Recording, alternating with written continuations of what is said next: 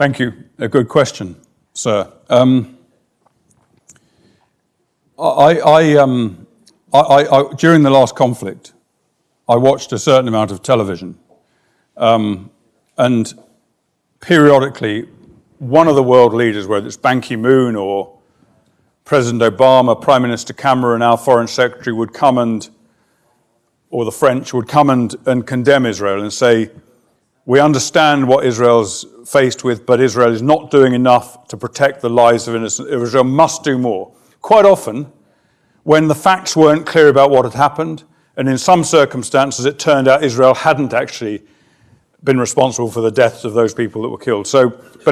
I sat there thinking, all the time thinking, well, you can say Israel must do more, but tell me what? What must Israel do? Because there's nothing more they can do, and you haven't got an answer. Yet they want to come out with it.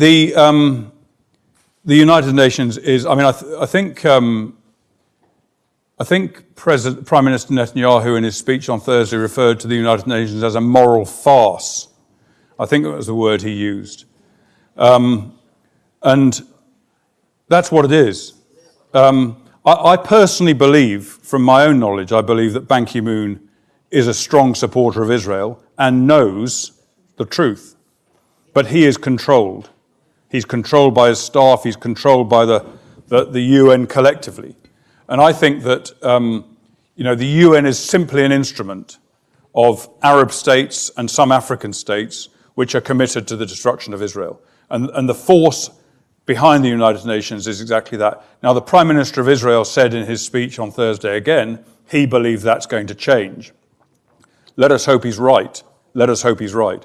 And I think, just the fact, for example, it's a tiny little glimmer of hope, but when he spoke on Thursday, the Kuwaiti delegation stayed in the room, where that was the first time they'd ever stayed in the room in the UN when the Israeli Prime Minister spoke.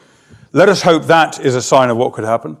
The many Arab countries now, particularly with the American failure in American foreign policy in the Middle East, many Arab countries are turning to Israel, not necessarily above ground, not necessarily openly, but their leadership is depending on Israel. Their leadership sees Israel as being probably the one security guarantee in the region that they can rely on when they're faced with the Islamic State and when they're faced with a threat from Iran.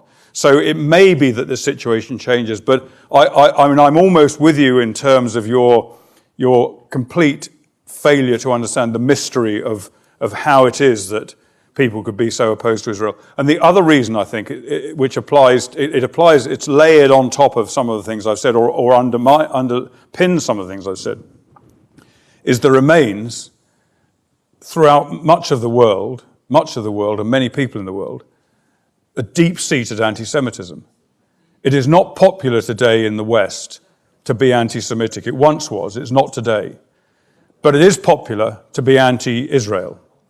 And in my opinion,